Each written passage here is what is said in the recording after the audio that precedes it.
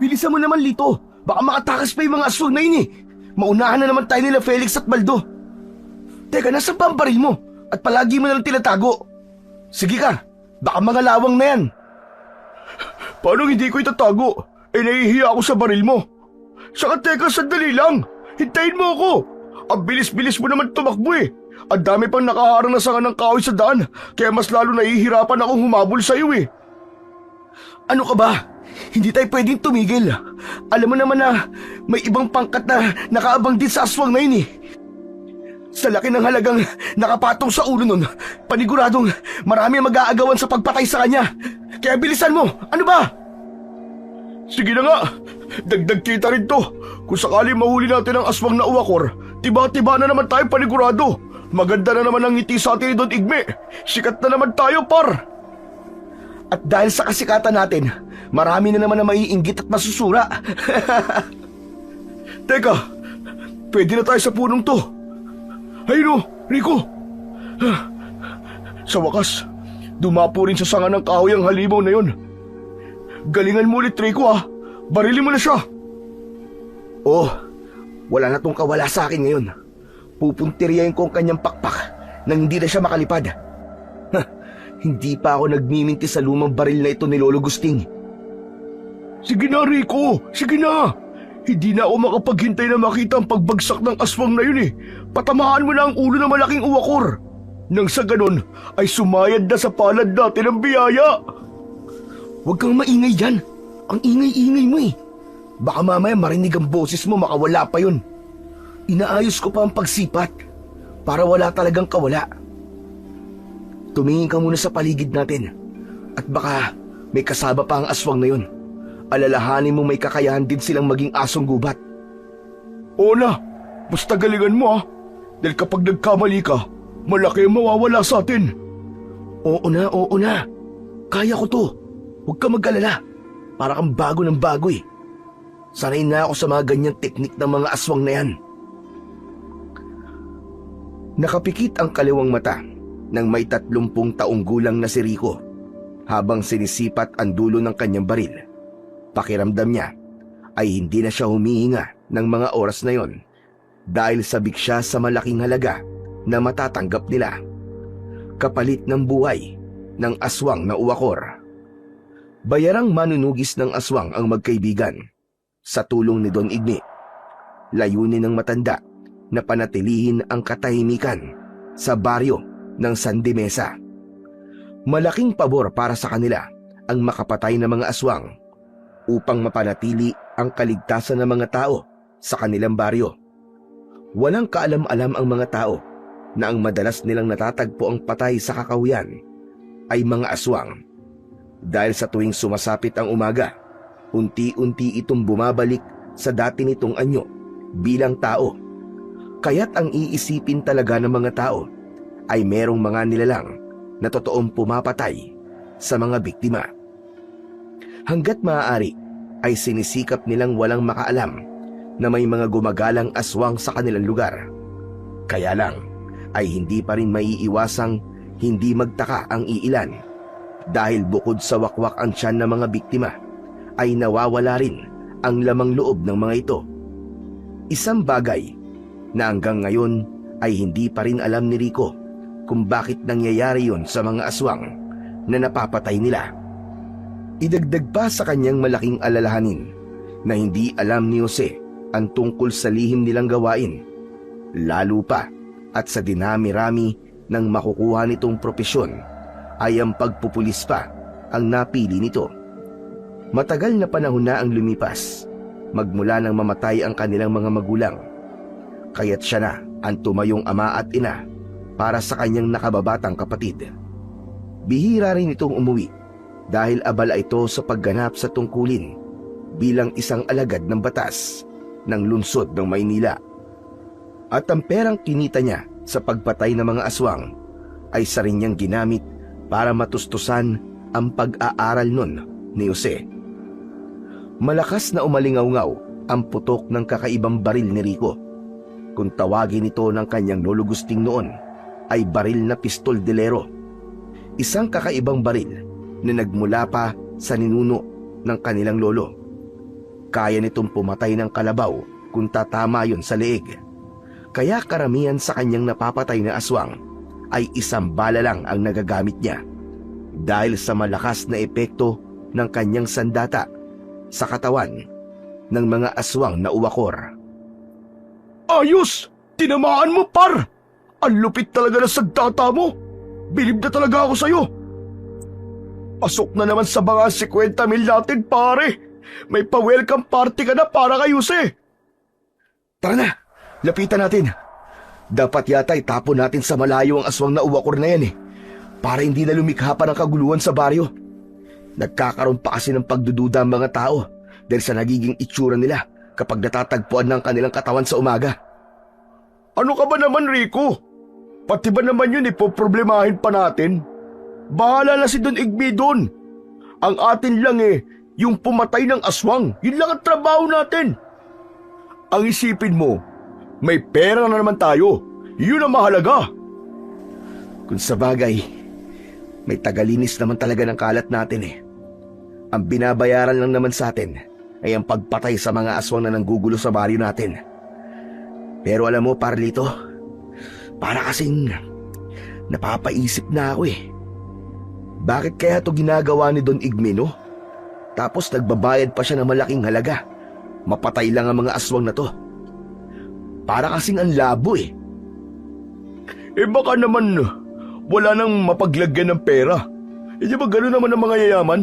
Kaya kung ano-ano na lang ang pinaggagawa sa buhay. Ewan ko, par. Pero para kasing nahihiwagaan na ako sa pinapagawa niya Sa kapansin mo ba? Palaging may truck na dumarating galing sa Maynila. Pero ni minsan ay hindi natin nakita ang loob. Ang sabi mga karne ng baboy na pang-supply raw sa palengke. Hindi ko lang maintindihan na sa dinami-rami ng makukuhang negosyo ni Don Igme, pagbibenta pa ng karning baboy ang napili nito na hanap buhay. Sus! Ayang ka na naman sa pagkamausisa, boy. Alalahanin mong nagkalat ang mga tauhan ni Don Igme sa paligid. Baka mapadali pa ang buhay natin, kaya tama na yan. Baka may makarinig pa sa'yo Tara na, tignan na natin yung aswang. Malaki ang mga hakbang ng paa ng magkaibigan na nilapitan nila ang binagsakang lupa ng aswang. Ang aswang na uwakor ay isang nilalang na kumakain ng sugat ng tao mula sa sarili nilang kagat. Kakagatin na muna nila ang biktima at kapag nahawa na nila ito sa pagiging aswang, ay sa kanila ito kakainin o sisipsipin ang dugo. Nahahawig ang mga itsura nila sa aswang na amalanhig. Ang pagkakaiba nga lang ay may kakayahan ang mga ito na mag-anyo na asong gubat at isang malaking ibon na tulad ng isang uwak. Masakit sa tenga ang kanilang huni, lalo na kapag nasaan yung uwak ito. Samantalang malakas naman ang katawan kapag nasaan yung aso ang mga uwakor. Maganda sana ang layunin ni Rico para makatulong sa mga tao. Kaya lang, iligal pa rin ang kanilang ginagawa dahil pumapatay sila ng mga nilalang na nagiging tao sa umaga. Kaya't sa huli, kasalanan pa rin sa mata ng batas ang kanilang ginagawa, lalo pa at may sangkot na pera. Nakahiga ang aswang sa damuhan habang nakadipa ang pakpak. Unti-unting nagbago ang anyo nito dahil sa epekto ng baril. Bumalik ito sa dati nitong anyo bilang isang tao. Halos manlaki ang mga mata ng magkaibigan nang tumambad sa kanilang paningin ang itsura ng uwakor. Bigla silang nakaramdam ng konsensya dahil sa ama ito nang nililigawan ni Jose, si Mang Tasyo, ang aswang na tinamaan ng baril ni Rico. Anak ng... Pambihira naman ako. Ito ang isa sa pinakamahirap sa trabaho natin, Lito ang pumatay ng taong malalapit sa puso ng ating kapamilya. Ano ka ba, Rico? Di naman sila tao Mga aswang sila, mga salot, na kumakain din ng mga buntis at pumapatay ng mga inosenteng bata. Yun nga lang, natitiyak kong mas lalong gugustuhin ni Jose na magpadestino dito sa atin kapag nakarating sa kanya ang nangyari kay Mang Tasyo para makamit nito ang hustisyang nararapat sa ama ng nililigawan niyang babae. Si Sarah ba yun? Nako, malaking gulo talaga to, sigurado ako. Nililigawan pa lang naman eh. Hindi pa naman kasintahan. Mabuti na yung malaman natin na pamilya pala ng aswang ang babaeng nagugustuhan ng kapatid ko. Kahit papano, habang maaga pa lang maiiwas ko si Jose sa babaeng yun. Bakit? Kaya mo bang awatin ang kapatid mo? Halatang patay na patay si Jose kay Sara. Kaya panigurado par, magpapasikat yun sa babae para dagdag pogi points, di ba? Natitiyak kong si Jose ang hahawak ng kaso ni Mang Tasyo. Oh, ano na? Ano na plano mo sa katawan ng aswang na to? Ano pa nga ba? Di dating gawi. Iiwan ang katawan dito sa damuhan. Pagkatapos pupuntahan natin si Don Igme sa mansyon. Kukunin natin ang bayad sa halaga ng buhay ng aswang na to. Bahala na. Pero matagal ko na rin pinag-iisipan par. Nakumalas na sa organisasyon ng matanda. Parang gusto ko na magbagong buhay. Total, napagtapos ko naman na ng pag-aaral ang kapatid ko. Nakalimutan mo na ba ang pinirmahan nating kasunduan? Rico, papatayin ang sino mang kakalas sa organisasyon nila. Buhay natin na nakataya sa trabahong to, kaya wala na tayong magagawa. Para tayong mga insekto na dumikit sa sapot ng gagamba. At kapag tumakas tayo, manganganib rin ang buhay ng pamilya natin. Baka nakakalimutan mo yun. Kaya nga gusto ko nang kumalas talaga dahil sa nakapagtataka ang kasunduang pinirmahan natin. Ang hirap kasi sa akin hindi muna ako nag-isip bago pumayag sa kasunduan nun. Hindi ko nga alam kung bakit umabot ako sa ganito Dahil di ba ang sabi mo, gusto mo malaman kung ano ang lihim ni Don Igme? O ayan, kaya lang wala tayong natuklasan sa matanda. Ito lang ang nalaman natin. Ang bumabayad siya ng taong pumapatay sa mga uwakor. At wala naman akong nakikitang mali ron. Tapos ngayon, nagbabala ka ng umalis. Naisip mo bang posibleng mangyari sa atin, ha? Mag-isip ka nga, par. Pero par, hanggang kailan natin ito maitatago sa pamilya natin? Marami na tayong napapatay na aswang. Hindi magtatagal, malalaman ng mga tao na tayong totoong pumapatay sa mga biktima. Ang mas malala pa ron, pati na ang misteryosong pagkawala ng kanilang laman loob, tayo rin ang mapagbibintangan. Ano bang kinakatakot mo, Rico? Si Jose ba? Natatakot ka bang malaman niya na mamamatay tao ka? Hindi taong pinapatay natin, Rico. Mga aswang. Aswang sila. At yan ang wag na wag mong kalilimutan. Tama ka, Lito. Pero bala kong pumapatay sa mga aswang na yan. Hindi ko lang maiwasan ang hindi mag-alala. Paano kung isang araw, magkaharap kaming dalawa ni Jose? Iniisip ko pa lang parang gusto ko na makonsensya Konsensya? Mga aswang na pinapatay natin, meron ba silang konsensya? Nasa na ang Rico na nakilala ko dati, ang kaibigan kong walang takot na pumapatay ng mga aswang? Aba, bakit parang naduduwag ka na yata ngayon? Pasensya na, par. Bigla lang talagang pumasok sa isip ko na hindi pang habang buhay na maitatago natin sa mga tao ang gawaing to. Rico, pwede ba? Ano ba nangyayari sa'yo? Saka mo na lang yun isipin. Kaya nga mas kailangan natin mag-ingat Kasubuan na to. Panindigan na lang natin, par. Wala nang atrasan to. Alam kong mahirap talaga ang kumita ng pera sa mabilis na paraan.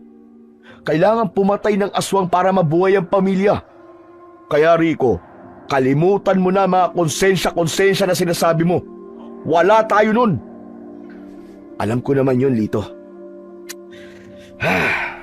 Sige na nga, tara na. Kalimutan mo na lang ang mga sinabi ko. Umalis na tayo rito. Okay, sige. Tsaka alam ko rin kung bakit ka biglang nakapagsalita ng ganyan. Mukhang mahihirapan nga tayo sa susunod na mga araw. Ibig sabihin nun, liliit na mundong gagalawan natin. habang nandito si Jose. Basta Rico, walang iwanan ha. Kung nasan ka, nandun din ako. Oo par, kaya natin to. Isang huling sulyap ang ginawa ni Rico bago nila iniwan ang katawan ng aswang na uwakor sa damuhan. Habang tinatahak nila ang daan papunta sa mansyon ng matanda, ay hindi niya maiwasan ang hindi mag-alala. Pagkaraan ng ilang minutong paglalakad, nakarating din sila sa tapat ng mansyon ni Don Igme. Nakita nila ang nagkalat na mga tauhan ng matanda sa palibot ng bakuran nito. Napansin nila ang malaking truck na nakaparada sa loob ng garahe ng mansyon. Ibinaba ng mga tauhan ni Don Igme ang kahon-kahong lagayan ng mga karne na nanggaling pa sa Maynila. Sa tagal na panahon nilang naninilbihan dito, hanggang ngayon, hindi pa rin nila alam kung bakit mahalaga sa matanda ang mga karne na yon ng baboy, na madalas na nagiging dahilan ng pagbubuwis ng buhay ng mga aswang. Hanggat wala naman silang napapansing kakaiba rito, ay patuloy lamang silang tatanggap ng salapi mula kay Don Igme.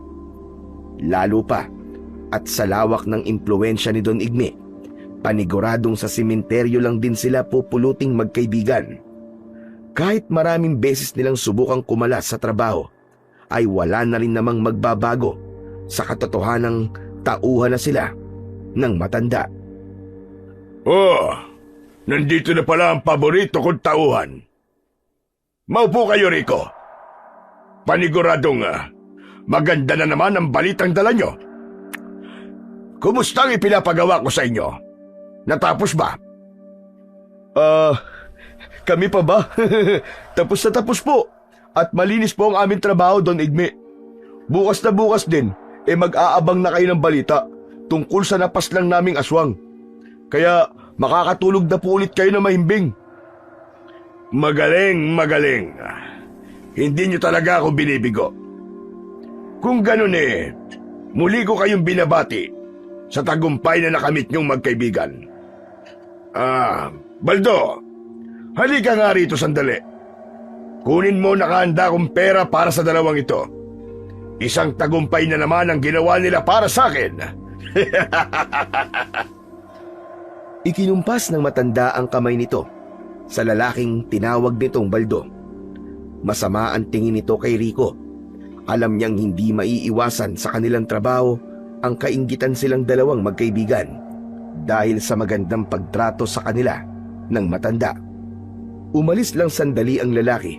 Pagkatapos ay ibinigay sa matanda ang kulay puting sobre na kagad din naman inabot sa kanila.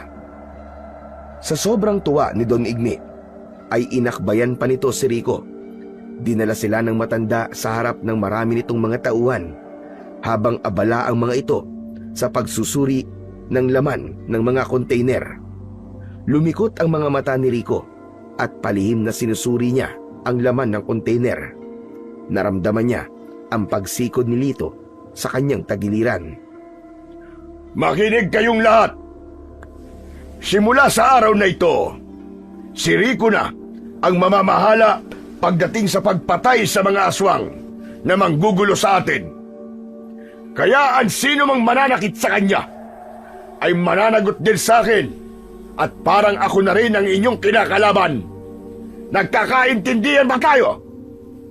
Kamatayan ng parusa sa sino mang magtatangkang pakialaman si Rico. Sabay-sabay na sumagot ang mga tauhan ni Don Igme, maliban kay Baldo, na kanina pa niyang nararamdamang kumukulo ang dugo sa kanya.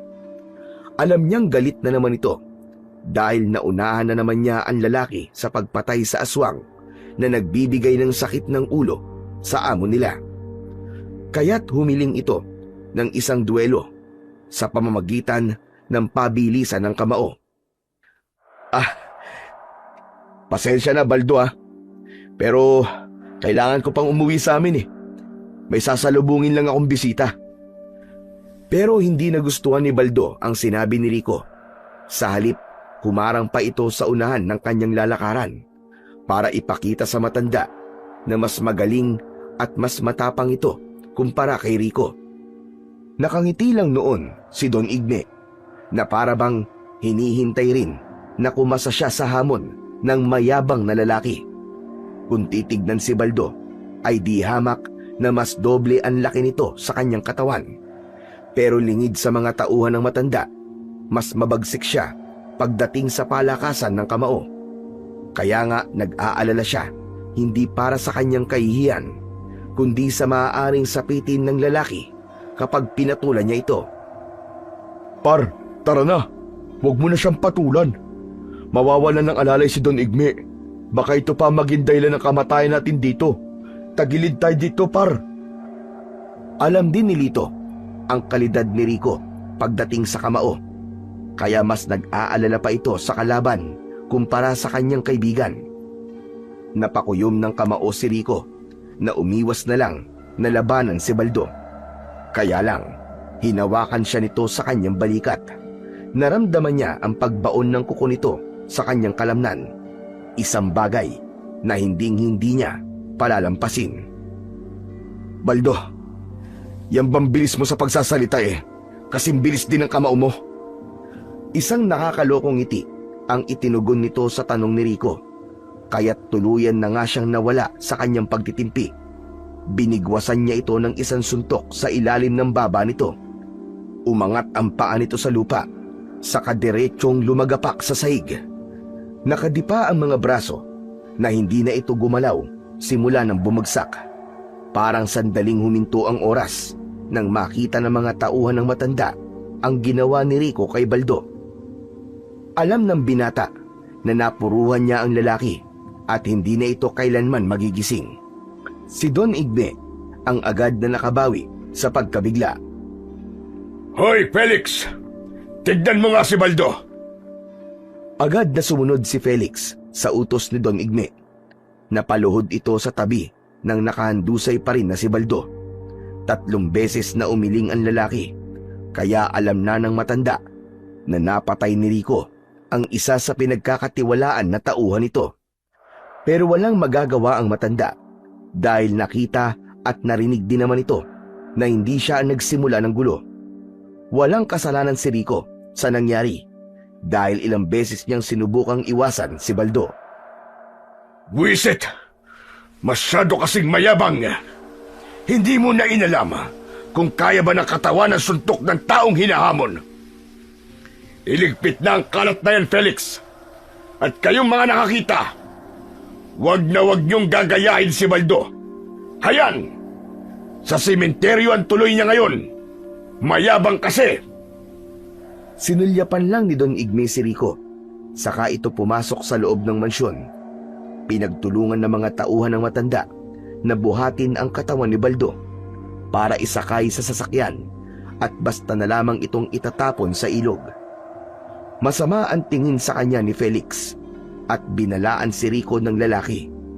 Sinabi nito na may araw din siya at hindi raw ito makakapayag na hindi siya mananagot sa ginawa niya sa kaibigan nito. Isang pagbabanta na madalas niya nang naririnig sa mga tauhan ng matanda. Si Lito, na hindi agad nakapagsalita, ay hindi rin makapaniwala sa lakas ng kamao ni Rico. Nang makaalis sa mga ito sa kanilang harapan, ay saka sila lumabas ng bakuran ng mansyon. Nagsipagtabi ang mga tauhan ng matanda na nakakita sa ginawa ni Rico kay Baldo. Takot na takot sila kay Rico. Habang tinatahak ng magkaibigan ang gitnang kagubatan pauwi sa kanilang bahay, ay hindi maiwasan ni Lito na hindi magtanong kay Rico.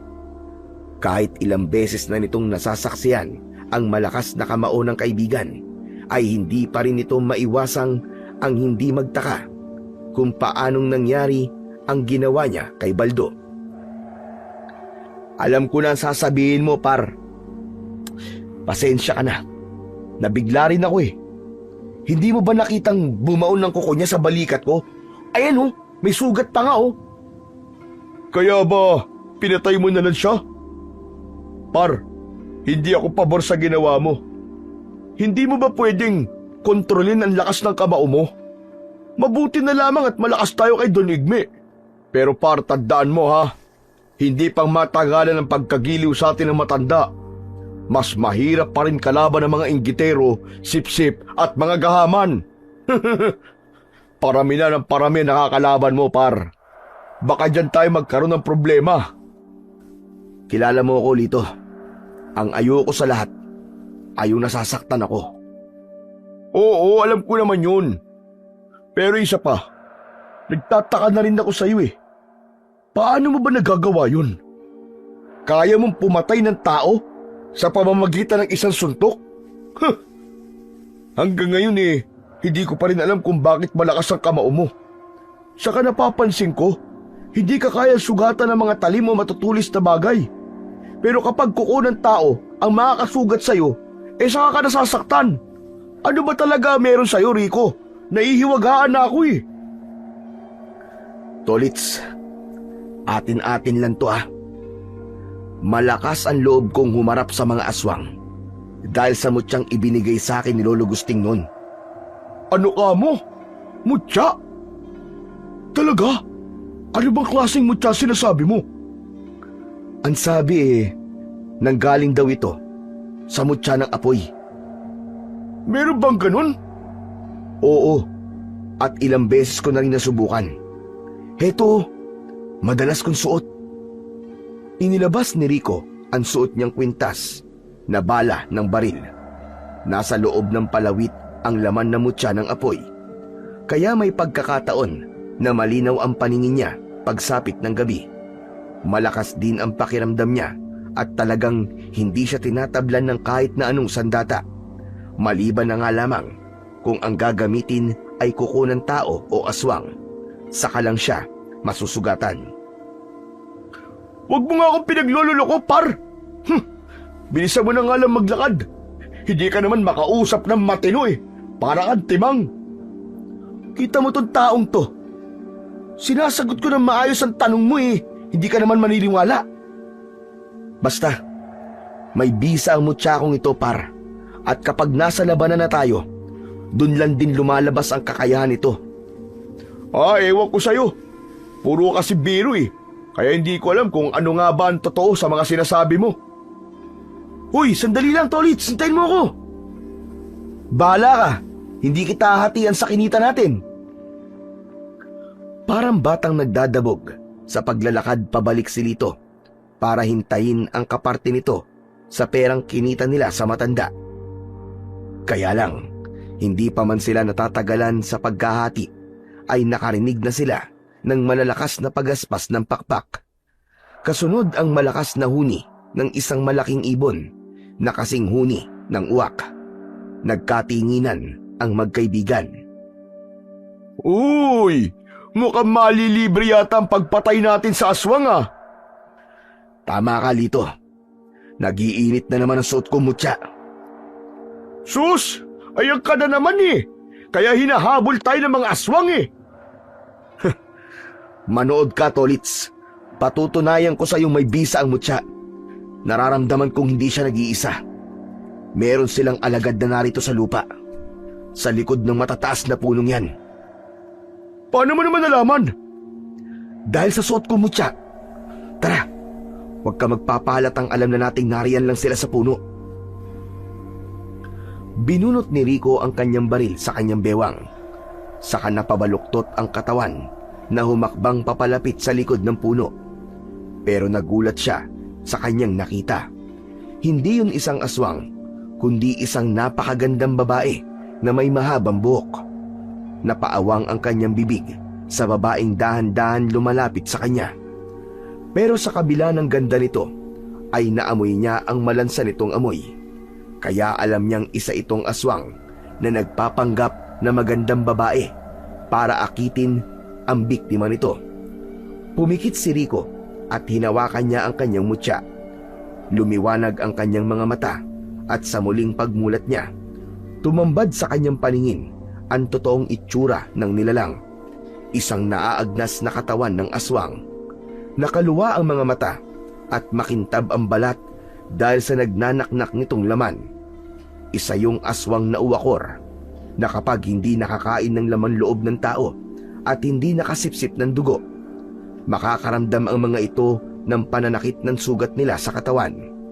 Kaya walang ibang pagpipilian ng mga ito kundi ang pumatay at kumain ng tao. Naitutok kagad ng binata ang kanyang baril sa leeg ng aswang na uwakor. Umalingaw-ngaw ang putok nito kasabay ng pagbagsak sa damuhan ng aswang. Napalapit si Lito sa kanyang kinatatayuan at hindi makapaniwalang pinatay niya ang magandang babae sa paningin ng kaibigan. Grabe ka, Rico! Bakit mo pinatay? Ang ganda niya! Tsaka hindi siya aswang! Ano ba yan? Sayang naman ang chicks na to! Hoy Tolits, huwag ka magpapalinlang sa itsura ng babaeng yan. Isa siyang aswang, hindi siya maganda. Tumigil ka nga! Hindi ako naniniwala sa inaswang ang babaeng yan! Gusto mo bang patunayan ko pa sa'yo na aswang ang babaeng yan? Hindi sumagot sa kanya ang kaibigan. Indikasyon yon ng pagsang-ayon nito na ipakita niya ang totoong itsura ng babae. Dumukot siya ng asin sa kanyang bulsa na palagi siyang may dala simula nang maging manunugi sila ng aswang. Isinaboy niya yon sa sugat ng babae. Sumingaw ang usok sa leeg nito at halos mapaupo sa lupa si Lito nang makita ang totoong itsura ng nilalang. Halos masuka ito dahil sa naaagnas na katawan ng aswang. Pambihira! Anak daw ng tokwa, oo! Mabuti na lang pala't kasama kita.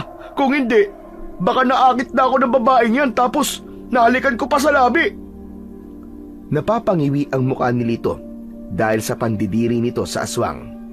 Habang si Rico naman ay ibinalik ang baril sa kanyang bewang.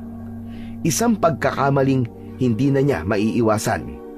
Dahil mula sa itaas ng puno ay pabulusok na lumipad ang isa pang aswang para umatake kay Rico. Tinamaan ng binata ng matalas nitong kuko sa kanyang dibdib, kaya't bumagsak siya sa damuhan. Malayo ang naging agwat niya kay Lito na inatake rin ng aswang. Bigla itong nagsaasong gubat.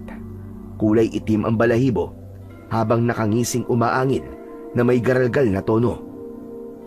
Tumutulo ang laway nito na dahan-dahang lumalapit sa kanila. Napaatras si Rico habang nakaupo sa lupa. Tila nawala ang tapang niya nang makita ang umaagos na dugo sa kanyang dibdib. Nangihina ang kanyang katawan. Pakiramdam niya ay may kasamang lason ang kalmot ng kuko ng aswang. Lito, ayos ka lang ba? Oo, par. Nakatago ko rito sa likod ng puno. Kasama ang alagad ng halimaw na yan. Akala ni Rico ay nagbibiro lang ang kanyang kaibigan. Pero nanlaki ang kanyang mga mata nang makita ang kaibigan na hawak ng isang kauri ng aswang kanina. Biyag ito at binabantayan ng mga asong gubat. Hindi makagalaw ang kaibigan. Hindi rin niya makuha ang kanyang baril sa bewang dahil halos isang di pa lang ang layo ng aswang sa kanyang kinaroroonan. Napakuyom ng kamao ang binata at patayo niyang inatake ang aswang sa harapan niya gamit ang kanyang paa. Tumama ang sipa niya sa mukha ng aswang pero napaling ang mukha nito sa ibang direksyon dahil hindi man lang nito ininda ang unang pag-atake niya. Gumanti ito ng kagat sa kanyang braso at habang unti-unting bumabaon ng pangil nito sa kanyang kalamnan, kumilos si Lito. Nagpumiglas ito sa pagkakahawak ng aswang at mabilis itong lumapit sa kanya. Inatake nito ng suntok ang asong gubat na nakatayo pa rin sa harapan ni Rico. Nang makabawi ay isang malakas na suntok sa mukha ng aswang ang pinakawalan ni Rico. Saka lamang bumagsak ang asong gubat habang umaangil. Doon niya na nabunot ang kanyang baril at 2 putok kagad sa leeg ang ginawa ng binata. Sa takot ng mga alagad ng aswang ay kanya-kanyang lipad ang mga ito papalayo sa kanila. Saka lang din nalamdaman ni Rico ang panghihina ng kanyang tuhod. Inilalayan siya ni Lito habang nag-aalala sa umaagos na dugo sa kanyang dibdib hanggang sa tiyan. Naku, lagot na! Paano yan? Hindi ka pwede makita ni Jose sa ganyang kalagayan mo.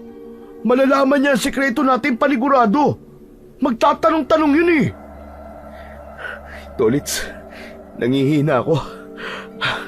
Totoo nga, nawawala ang bisa ng mutya kapag nakalmot ng kuko ng aswang ang taong may suot nito. Huwag mo na nga munang intindihin ang mutya-mutya na yan. Ang mahalaga ay makalis tayo rito. Ang mabuti pa kaya dalhin kita kay Lola Marga. Matutulungan niya tayo. Tutal alam naman niya ang ginagawa natin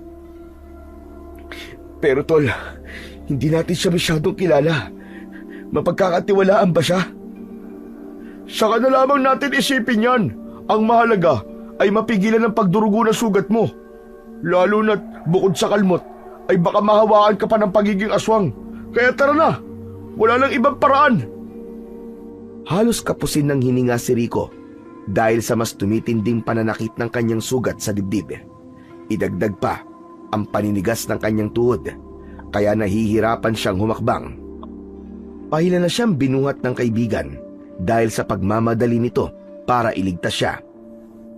Kahit na anong mangyari, wag kang matutulog para. Konting tiis na lang at malapit na tayo. Diyos ko, ngayon lang kita nakita nagkaganito Mas malala pa ito sa inaasahan ko, Rico.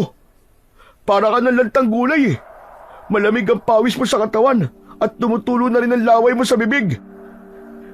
Rico, kapit lang Dinig na dinig ni Rico ang hingal sa boses ng kaibigan habang itinatakbo siya nito para lang makarating kagad sa bahay ng matandang albularya na nakatira sa gitnang kakahuyan. Hindi niya masyadong kilala ang matanda. Si Lito lang ang higit na nakakakilala kay Lola Marga. Kaya't kahit nag-aalala siya sa pagkatao ng matandang gagamot sa kanya, ay sinikap ng binata na makalakad upang hindi masyadong mabigatan si Lito. Sa palagay ko narito na tayo dahil sa mga halamang gamot na nakatanim sa loob ng bakuran na matanda. Lito, nahihirapan akong huminga. Kaya mo yan, Tol. Hindi mo kailangan magsalita. Halika, iyakbang mo mga paa mo. Pakiramdam ni Rico ay hinihila na lamang niya ang kanyang paa para lang makalapit sa nakabukas na pintuan ng matandang si Lola Marga. Napansin nilang nakabukas pa ang ilaw sa loob ng bahay nito, kaya nalaman nilang gising pa ang matanda. Ilang saglit lang ay sumilip ito sa pintuan. Gulat na gulat si Lola Marga nang makita nito ang itsura ng dugoang damit ni Rico. Abay damo mga bata ito Ano nangyari sa inyo at duguan ang kasama mo, Lito? Lola Marga, tulungan niyo po ang kaibigan ko. Inatake kami ng aswang sa kakahuyan. Mabuti na lamang po at naalala kong dito rin kayo nakatira. Abay sige, iga mo muna siya rito sa katre ko. Pagkatapos ay isara mo mabuti ang bintana at pinto. Natitiyak kong magiging mabango ang kaibigan mo sa amoy ng mga uwakor. Dahil sa mga narinig, ay nalaman ni Rico na meron ding alam ang matanda tungkol sa mga aswang na uwakor. Ipinikit niya ang kanyang mga mata at pinakiramdaman ang kanyang suot na mutya para malaman niya kung tama bang doon siya dinala ni Lito. Nang wala naman siyang naramdamang pag-iinit ng mutya at baril sa matanda, ay saka lang siya nakahinga ng maluwag na hindi aswang si Lola Marga. Minsan na silang nagtiwala noon sa isang albularya kapag nasusugatan sila. Pinatay rin niya ito dahil nalaman niyang balak nitong kunin ang suot niyang mutya. Bilisan mo, Lito. Kumuha ka ng palanggana sa kusina at lagyan mo ng malinis na tubig. Kailangan malinisan mo na sugat niya sa balikat, sa braso at sa dibdib bago ko siya gamutin. Pangiwi-ngiwi ang mukha ni Rico dahil sa mas tumitinding sakit ng kanyang sugat. Idagdag pa ang kanyang pag-aalala na marahil ay nasa bahay na nila si Jose at naghahanap na sa kanya. Kasabay ng pagbalik naman ni Lito, dala ang palanggana, ay nilinisan na ng matanda ang sugat niya. Saka nagdikdik ito ng mga dahon ng kawayan. Pagkatapos ay tumayo ito at lumapit sa ilawan. Itinapat ni Lola Marga ang mga nadikdik nitong dahon sa apoy ng gasera. Nang sakto lamang ang init at mabilis nitong inilagay yon sa sugat niya. Habang nakapikit at walang tigil sa kabubulong sa hangin, sabay sindi nito ng tabako. Ipinasok nito sa bibig ang baga ng sigarilyo bago ibinuga ang usok sa kanyang dibdib at balikat. Gusto niyang matawa sa kanyang sarili dahil halos hindi na siya makita sa makapal na usok mula sa tabako ng matanda. Pero nang maramdaman niya ang pagkawala ng sakit sa sugat niya, ay napalitan yon ng paghanga para sa matanda. Ayos ah! Ang husay niyo po pala manggamot, Lola Marga. Mahusay ako dahil tinulungan ako ng Panginoon na pagalingin ka. Pangalawa, ay sa kapangyarihan ng mutyang suot mo. Isang kakaibang kapangyarihan na ang malalakas lang na babaylan ang may kakayahang makakuha sa mutya ng apoy. Kaya nga kailangan ko pang idangdang o itapat sa apoy ang dahon para lang umepekto ang gamot sa sugat mo. Alam niyo rin po pala ang tungkol sa mutya ng apoy? Oo naman. Isa rin naman akong alagad ng herbal at mga bulong. Ang suot mong mutya ng apoy ay may pambihirang kakayahan na kayang pigilan ang pagbaon ng matutulis sa sandata sa katawan ng taong may suot nito. Kung hindi ako nagkakamali, ay panahon pa yan ng mga ninuno ng lolo mo. Tama ba ko? Kaya't ingatan mong mutya na yan. Sa panahon ngayon hindi ka makakakuha ng mga ganyang kapangyarihan dahil hindi na sapat ang kakayahan ng alam nilang orasyon para sa bisa ng mutya. Tama lang namang napuntayan sa'yo dahil nalaman kong manunugis kayo ng aswang. Kaya lang, ang masasabi ko, hindi lahat ng aswang ay mabait na hahayaan kayong ubusin ang lahi nila. At hindi rin lahat ng mga aswang ay masasama. Kaya mag-iingat kayo sa pagpili na papatayin. Huwag kayong titingin sa halaga ng perang ibinabayad sa inyo. Alamin nyo rin kung ano ang pagkatao ng aswang na papatayin ninyo. Mahirap magsisi sa uli. Tama ba ko, Rico? Ha? Lola Marga, alam na po namin lahat yan. Sa tingin ko ay hindi pa lito. Dahil kung alam ninyo, ay maaawa kayong paslangin sila. Tama po kayo, Lola Marga. Minsan nga po nararamdaman ko rin po yan. O sige na, pwede na kayong umuwi. Kaya lang kailangan mo munang magpalit ng damit. Hindi pa naman ito ang huling pagkikita natin. Saka mo na lamang ako pasalamatan kapag sa pagkikita natin ay alam mo na ang ibig sabihin ng awa. Parang sa tono po ng pananalita niyo, Lola Marga sa aswang pa po kayo naawa.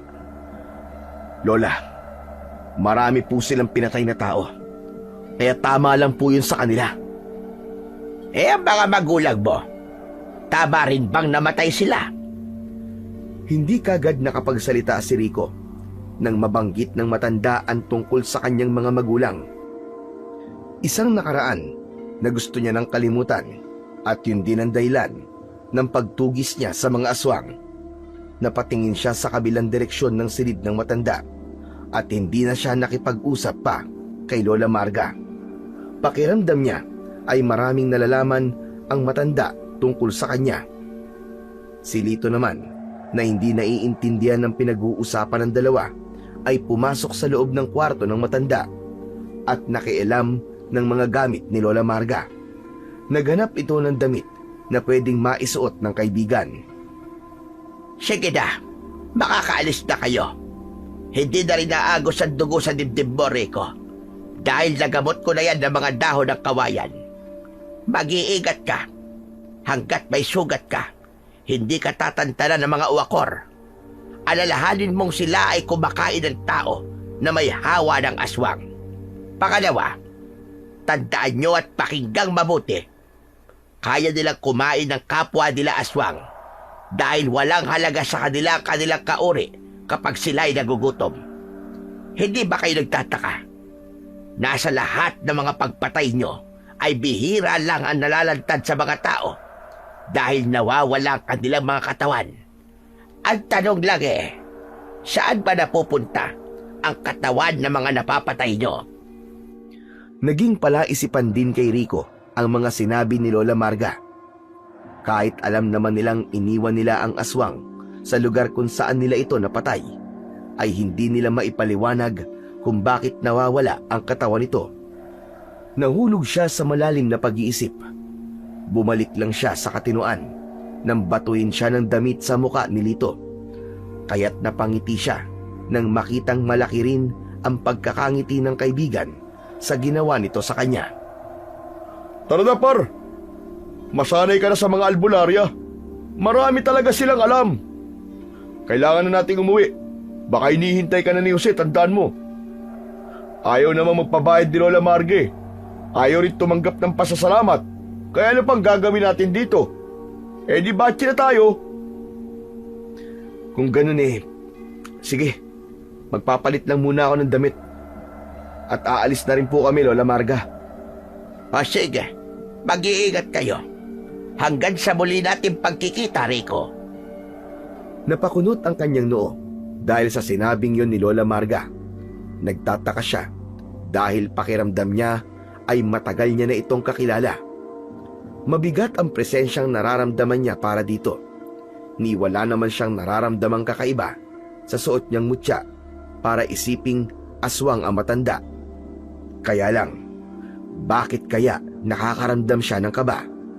O hindi kaya baka sa mga nasabi nito tungkol sa kanyang mga magulang? Walang nakakaalam sa lihim na yon, kundi siya lamang. Hoy, par! Kanina ka pa nakatitig kay Lola Marga. Huwag mo sabihing type mo siya. Pambihira ka, paro. Pumapatol ka na sa matanda ngayon. Si Raulo! Umbagin kaya kita dyan.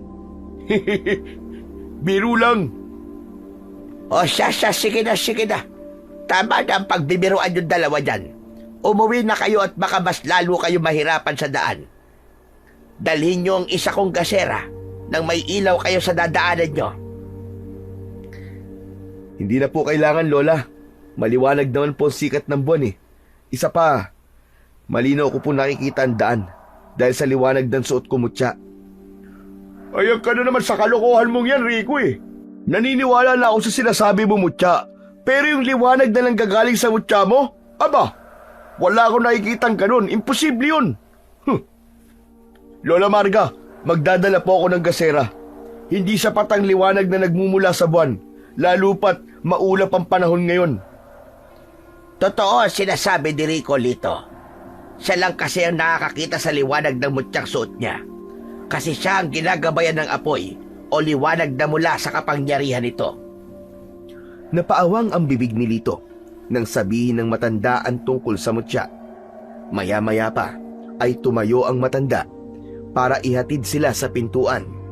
Ito na rin ang nag-abot ng gasera kay Lito. Bago tuluyang umalis, ay muling sumulyap sa Rico sa matandang nakatayo sa pintuan. Tumango ito habang seryoso ang muka. Habang naglalakad ang magkaibigan pa uwi sa kanilang bahay, ay hindi na napigilan pa ni Rico ang hindi magtanong tungkol sa matanda. Hindi niya makalimutan ang mga sinabi nito. Par, alam mo, nahihiwagaan ako kay Lola Marge.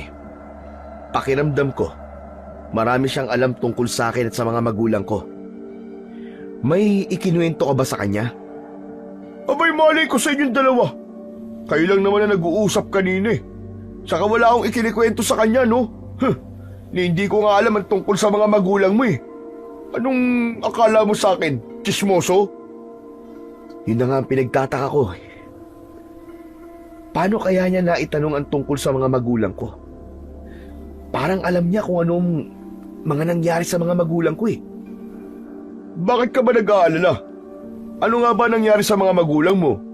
Sigurado kung hindi rin yan alam ni Jose. Hindi. Kalimutan mo na mga sinabi ko. Bilisan mo na lang maglakad. Hindi ko alam kung anong maidadahilan ko kay Jose dahil ginabi tayo sa pag-uwi. Di dating gawi, overtime sa trabaho. Pero par, mag-iingat ka sa kapatid mo Hindi natin alam kung ano ang mangyayari sa susunod na araw. Lalo pa't duda ako sa pag-uwi niya sa sinasabi niyang bakasyon na yan. Hindi ba sabi niya, meron daw siyang sorpresa sa'yo? Paano kung ang sorpresang sinasabi niya dito siya madidistino dahil sa mga kasong pagpatay sa baryo natin? Nako, mahirap talaga ang kalagayan mo, tol, pag nagkataon. Yun pa nga ang isa sa pinag-aalala ko Paano nga kung pagdating ng araw, kami naman ang magkaharap ng kapatid ko? Mahirap nga yan, tol. Ikaw ang nagpaaral sa kanya pagkatapos siya rin pala ang huhuli sa'yo. Nasa alanganing sitwasyon ka, par. Kaya masasabi ko lang sa'yo, mag-iingat ka sa kapatid mo. Mataas ang tingin niya sa'yo. Mahirap kapag nabigo ang isang kapatid. Tandaan mo, isang matinik na pulis ang kapatid mo. Nakuyom na lang ni Rico ang sarili niyang kamao nang marinig ang sinabi ni Lito. Bumigat ang kanyang dibdib na para bang gusto niya na talagang kumalas at tumigil sa trabaho bilang isang manunugis. Alam niya rin na kapag humiling ang kapatid sa ninong nito na nasa baryo nila magpadistino, ayun na rin ang magiging katapusan niya. Wala na siyang ibang pamilya. Si Jose na lang ang dahilan ng kanyang pagsisikap para mabuhay. Pagkaraan ng ilang minutong paglalakad, ay narating na nila ang bahay ni Rico. Pagkatapos magpaalam ng kaibigan, ay pumasok na ang binata sa loob ng kanilang bakuran. Madilim ang sala, kaya't nagdadalawang isip siyang pumasok. Pero wala naman siyang nararamdaman na pag-iinit ng mutya, kaya alam niyang walang aswang sa loob. Baka lang nauna siyang umuwi at wala pa si Jose. Dahan-dahan niyang hinila ang hawakan ng pinto, saka maingat na pumasok. At dahil maliwanag ang kanyang paningin, malinaw din niyang nakikita ang loob ng bahay. Hahawakan pa lang ni Rico ang gasera nang biglang may sumipa sa kanyang binti patalikod. Para siyang hinuhuli ng isang pulis. Huwag kang gagalaw, pulis to! Maling kilos mo lang. Bubutasin ko ng tingga ang ulo mo. Ha? Sir, wala po akong kasalanan. Hindi po ako lalaban, sir. O ano, kuya? Pwede na ba? Pulis na ba ang datingan ko? Walang hiya ka, Jose. Ha? Tinakot mo ako Akala ko, hinuhuli talaga ako ng pulis Aba, bakit ka naman huhulihin ng pulis, kuya? Wala ka namang kasalanan Parusa ko yan sa'yo dahil gabi ka nang umuwi. Aminin man ni Rico, pero talagang muntik na siyang atakihin sa puso dahil sa takot. Hindi niya agad nakilala ang boses ng kanyang kapatid.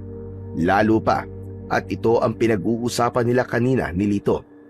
Mabuti na lamang at umamin na si Jose bago pa makapanito ang baril niya sa bewang. Idagdag pa ang paghawak nito sa kanyang balikat na may sugat. Nilapitan ni Jose ang gasera at ito na mismo ang nagsindi ng ilaw. Ipinakita nito ang baril na hawak ng kapatid. Kalibre 45, kaya't napatitig siya sa kapatid habang malapad ang pagkakangiti nito sa labi. Akala niya ay nalaman na ni Jose ang mga pinaggagawa niya. Jose talaga Ikaw Huwag mo na ulit gagawin yun Muntik na akong atakihin sa puso Hehehe, masyado ka naman yatang matatakotin ngayon, kuya. Ang astig ba, kuya? Natatandaan mo ba kung ano ang pangako ko sa'yo? Kapag naging pulis na ako, uubusin ko ang lahat ng mga kriminal. Lalo na mga taong pumapatay sa mga kababaryo natin. Humanda talaga sila. Paliit na ng paliit ang lupang tinatapakan nila. Kaya nga, huwag mong itutok sa akin ng baril Baka kasi makalabit mo Mawalan ka pa ng poging, kuya. Pogi nga, hindi naman marunong manligaw. Baka maunahan pa kitang mag-asawa, kuya Isa lang ang masasabi ko. Mag-iingat ka sa lahat ng oras, tol. Tayo na lang dalawa Kaya hindi ko makakaya kung mapapahama ka dahil dyan sa propesyong pinili mo. Kuya, huwag kang mag-alala. Sharpshooter ako At kahit malayo, alam ko kung saan ko patatamaan ang kalaban ko. Saka bakit parang takot na takot ka yata? Pasensya ka na talaga, kuya. Gusto lang naman kitang pasikatan ng mga natutunan ko sa pagpupulis eh. Sa lahat ng to kuya, utang ko sa'yo. Dahil pinag-aral mo ko eh. Kinalimutan mo ang pangarap mo para sa akin. Kaya pangako kuya, hindi kita bibiguin. Simula ngayon, palagi na tayong magkakasama. Sunod-sunod ang paglunok ng laway ni Rico. Halos mangilid ang kanyang luha sa mga mata habang pinagmamasdan ang tuwang nakabakas sa muka ni Jose. Nakuyom niya ang kanyang kamao dahil malapit nang dumating ang kanyang kinatatakutan. Biglang sumeryoso ang muka nito at muling nagsalita. Kuya, ano nga kayang nangyayari sa baryo natin, no? Bakit kaya marami ang namamatay na hindi nakakamit ang hustisya? May alam ka ba, kuya? Ha? Kuya, kanina ka pang ganyan ah. Nagtataka na ako ah. Nakalimutan mo bang kasama sa mga pinag-aralan ng mga pulis yung basahin ng kilos at galaw ng mga mata ng taong kaharap namin? Kasama yan, di ba? Habang nagpapaamin ng mga kriminal. Lahat ng yun parang nakikita ko sa'yo eh. Huwag kang ganyan. Baka isipin ko may tinatago ka sa akin. Para kang lutang eh. May problema ba, kuya? Wala. Wala akong problema. Hindi lang ako makapaniwalang may pulis na akong kapatid. Yung tungkol naman sa mga namamatay na kababaryo natin. Sa palagay ko mababangis na hayop lang sa gubat ang may gawa nun. Mas lalong nanigas ang panga ni Rico sa sinabi ng kapatid. At para makaiwas naman sa kakaiba nitong mga tanong, ikinulong niya ang ulo nito sa kanyang kilikili at pabirong ginulugulo ang buhok nito. Nakahinga ng maluwag si Rico nang mabaling ang atensyon ni Jose sa niluluto nitong pagkain para sa kanilang hapunan. Nagmamadali siyang pumasok sa kanyang kwarto at maingat na itinago ang baril. Saka ang mga bala nito sa luma niyang aparador. Nagpalit na rin siya ng damit at muling tinignan ang sugat na nagalaw kanina nang makipagbiruan siya sa kapatid. Kuya! Kuya, kakain na! Oo, sandali lang, Jose. Nang masigurado niya ng maayos na ang kanyang itsura, saka siya lumabas ng kwarto para harapin ang kapatid. Nakaupo na ito sa lamesa habang nakatungong nagdadasal sa harap ng pagkain. Pagkaupo niya ay yumuko na rin siya bilang pagbibigay respeto sa nakahaing pagkain. Pagkatapos ay sinimulan na nitong lagyan ng kanin ang kanyang plato. Alam mo kuya, ito ang pinakamasayang nangyari sa buhay ko. Ang makasalo ka sa pagkain. Magmula nang mamatay ang mga magulang natin, pakiramdam ko, pati ikaw ay malayo na rin sa akin eh. Kaya gusto kong sulitin natin ang araw na magkasama tayo. Oo naman, saka masaya ako nandito ka na. Hindi na ako mag-aalala. Pakiramdam ni Rico, hindi niya nalalasahan ang sarap ng pagkaing isinusubo niya sa kanyang bibig. Habang tahimik na kumakain ng kanyang kapatid, abala naman ang kanyang isip sa pag-aalala kung paano siyang makakaalis sa bahay kapag kailangan na naman niyang pumatay ng mga aswang.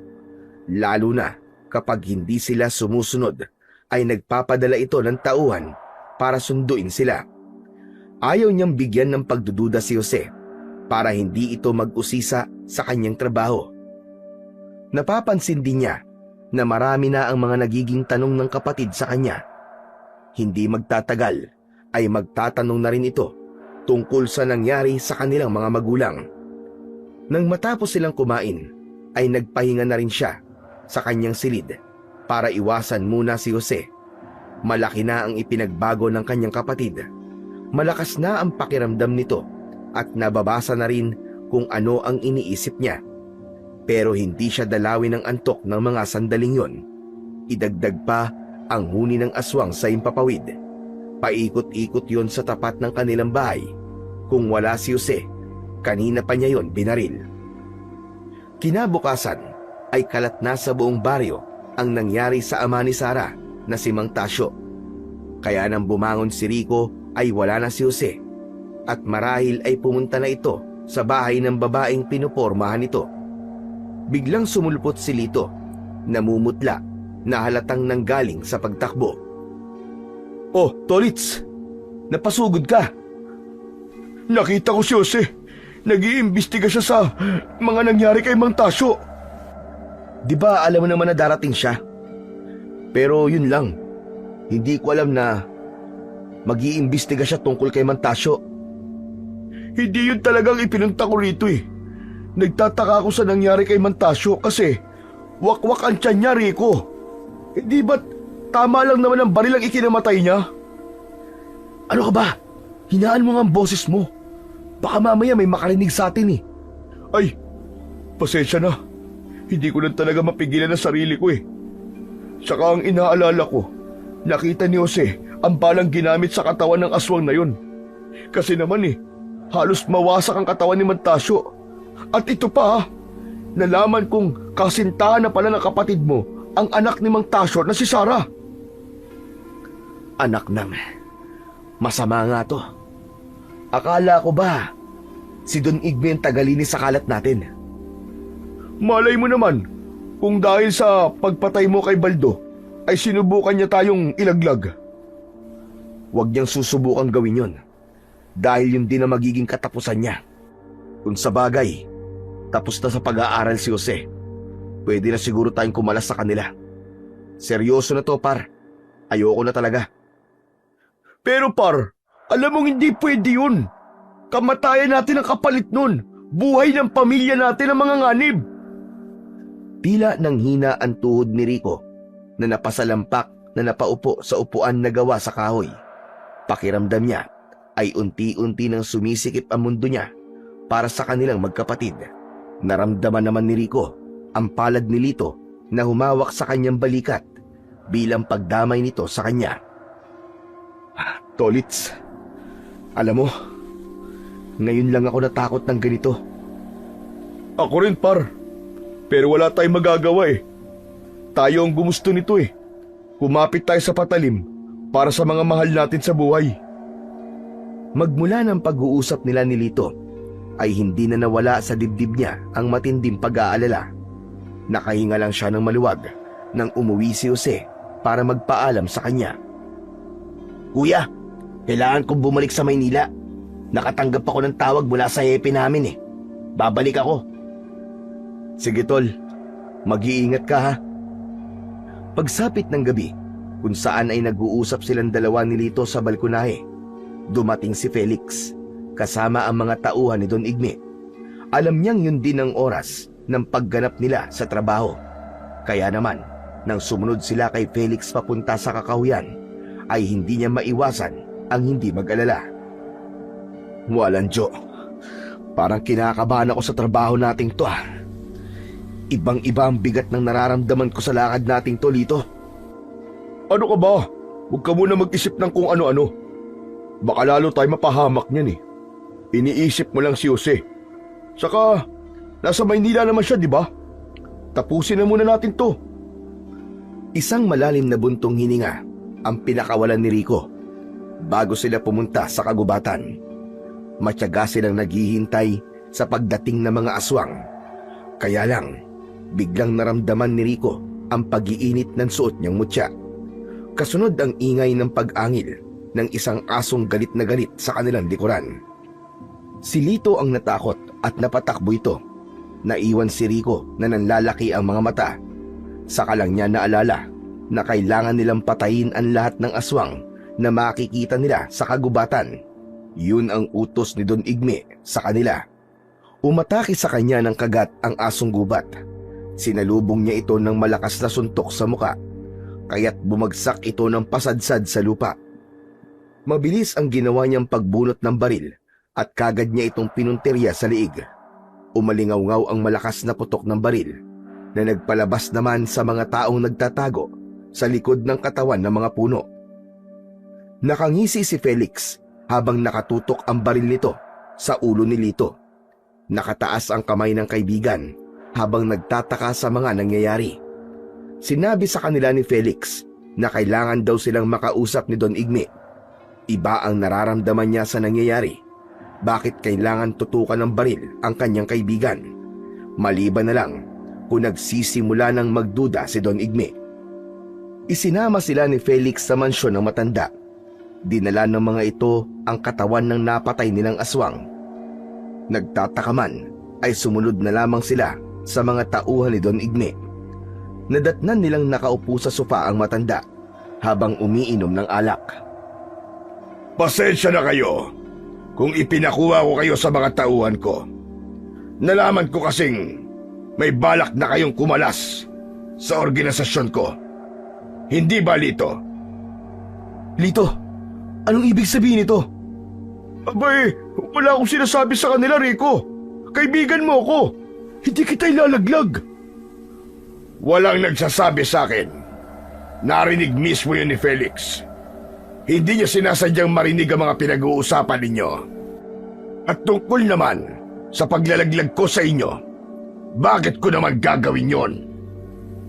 Kung ganun, ano pong ibig sabihin nito, Don Igme? Ipapakita ko lang kung ano ang ginagawa ko sa mga taong gustong kumalaban sa akin. Ayoko na ng lihim. Sige na, Felix. Ipakita mo sa kanila kung ano ang mangyayari sa kanila kapag kinalaban nila tayo. Lumapit ang lalaki sa nakahandusay na katawan ng aswang. Tinutukan muna sila ng baril ng mga tauhan ni Don Igme bago humarap si Felix sa katawan ng asong gubat. Hinintay na muna nitong magbalik sa pagiging tao ang aswang bago ito nagbago ng anyo. Unti-unting humaba ang bibig ni Felix. Humaba ang mga kuko sa daliri at namula ang mga mata. Sa isang iglap ay naging taong aso ito na may pakpak. Saka lang nalaman ni Rico na si Felix ang madalas na naririnig niyang lumilipad sa tapat ng bahay nila. Isang aswang si Felix na tauhan ni Don Igme. Ipinakita nito kung paanong winakwak ni Felix ang tiyan ng aswang bago nito inilabas ang laman loob ng uwakor. Saka pasubsob nitong nilantakan ang mga laman loob ng aswang. Ganon din ang ginawa ng mga tauhan ng matanda. Hindi sila makapagsalita sa mga nakita. Kaya naman, hindi na nakayanan ni Lito ang mga nakita. Nagsuka ito sa gilid ng sopa ng matanda na tinawanan lang ni Don Igme. Parang masaya pa ito sa nakikitang reaksyon ng kaibigan niya. Halos makuyom niyang mabuti ang kanyang kamao sa sobrang galit. At kaya wala siyang nararamdamang pag-iinit ng mutya sa tuwing makakaharap niya ang mga ito ay dahil sa mga suot din itong kwintas na pangontra sa kanyang mutya. Isa pala kayong uwakor. Nakita mo naman, hindi ba? Mamamatay na muna kayo bago nyo makuha ang kalayaan. Ginagamit nyo lang kami para makahanap kayo ng pagkain. Iyan truck na sinasabi nyong ang laman ay karne ng baboy. Karne ba yun ng mga tao? Kailangan ko pa bang sagutin yan? Kung sa bagay, pwede naman kayong kumalas sa grupo ko kung pagbibigyan mo ko sa mga kondisyon ko. Kondisyong ano, Don Igme? May huli akong ipapatrabaho sa inyo. Pinapasakit nitong pulis na to ang ulo ko. Matagal na ako nagtitimpi sa pulis na to. Idagdag pa ang kanyang alalay na malupit din sa paghawak ng baril. Milyon ang nawawala sa akin sa kargamentong hinaharang nila sa daan mula sa Maynila. Putulin mo ang sungay niya bago pa lumala. At kapag nangyari yon, makakalaya na kayo. Hahayaan ko kayong mabuhay. Alam niyong hindi ako natatakot sa banta niyo. Hindi ko kailangan ng kondisyon niyo para lang sa kalayaang sinasabi niyo. Ako ang magpapasya kung kailan at sino ang susundin ko. Pero pagkatapos ng mga natuklasan namin, isasama na kita sa listahan ng papatayin ko. Ayoko ng gulori ko. Pera lang ang katapat ng lahat. At hindi ako manghihinayang sa ibabayad ko para sa buhay nyo. Gusto mo pa bang idaan ko sa dahas bago ka sumunod sa ipinag-uutos ko? Tumingin si Don Igme sa nakatayong si Felix. Sumenyas ito habang nakatingin sa nakatayong si Lito. Hinawakan ng mga tauhan ng matanda ang kaibigan niya, si Tigkabila ang braso, bago inilapag ang kanyang kamay sa lamesa. Saka kumuha ng itak ang isa sa mga tauhan ni Felix at ibinigay yon sa matanda. Lumapit si Don Igme sa tabi ni Lito. Anong gagawin niyo sa kanya? Bitiwan niyo ang mga braso ko! Ano ba? Anong gagawin niyo sa akin? Siguro naman, alam mo na kung anong ibig sabihin nito, Rico. Ganito ang ginagawa ko sa mga taong tumatanggi sa alok ko. Huwag niyong sasaktan ang kaibigan ko! Maiksi lang ang pasensya ko at ayokong namimilit ng tao. Kung tutusin, marami akong makukuhang kapalit nyo na gagawa sa ipinapatrabaho ko. Kaya lang, ikaw lang, Rico, ang pwede kong ipantapat sa husay ng pulis na yon. May nakababa ng warrant of arrest sa akin dahil sa kapalpakan ng mga tauhan ko. At damay ka rin dito, Rico. Pigilan mo sila. Patayin mo mga pulis na pupunta sa baryong ito para hulihin ako. Kung ganon, naharang ng mga pulis ang truck. Pagkatapos ako ang gagamitin nyo para pagtakpan ng mga gawain nyo. Dapat lang na pagtakpan mo kami. Sabit ka dito, Rico. Sa'yo maibibintang ang sisi dahil ikaw ang manunugis. Felix, kunin mo ang kulay puting envelope. Ipakita mo kay Rico ang larawan ng 2 pulis na aaresto sa akin. Rico, sabihin mo sa kanila, pakawalan na nila ako. Pakawalan nyo ang kaibigan ko at gagawin ko ang mga sinasabi nyo. Mabilis na sumunod sa utos ng matanda si Felix. Kinuha nito ang envelope at inabot sa kanya. Binuksan niya yon sa kadinukot ang larawan na sinasabi ng matanda na papatayin niya. Para siyang binuhusan ng malamig na tubig sa katawan nang makita kung sino ang nasa larawan. Ang ninong ng kapatid niya at si Jose ang nandoon. Hindi niya mapigilan ang panginginig ng kanyang katawan. Ngunit hindi siya nagpahalatang kilala niya ang mga nasa litrato. Matatandaan na hindi kilala ni Don Igme ang kanyang kapatid dahil bihira lang itong umuwi sa kanilang baryo. Para siyang mababaliw sa kanyang nalaman. Mabuti na lamang at napilit siya ng matanda na gawin ang inuutos nito. Kahit papano ay makakaisip siya ng paraan kung paanong maililigtas si Jose. Sandali lang. Bakit parang namumutla ka yata? Bigla ka natigilan. Kilala mo ba sila? Hindi. Hindi ko sila kilala. Bukas ang dating ng mga hayop na yan.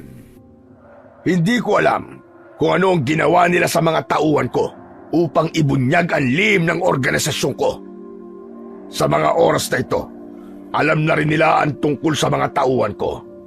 Kaya tama lang na tulungan niyo akong patahimikin ng mga pulis na yan. Makahulugang napatingin si Rico sa kanyang kaibigang si Lito. Pagkatapos itong pakawalan ng mga tauhan ni Felix, bago niya hinarap si Don Igme. Gagawin ko ang pinag-uutos nyo. Basta ako lang ang papatay sa kanila at hindi kayo mag-uutos sa iba. Kapag natapos na kami sa huling trabaho namin, wala na rin tayong kasunduan. Pagkaalis ni Rico sa harap ng matanda, ay halos takbuhin niya ang daan pauwi sa kanilang bahay. Parang tinatambol ang kanyang dibdib dahil sa pag-aalala para sa kapatid.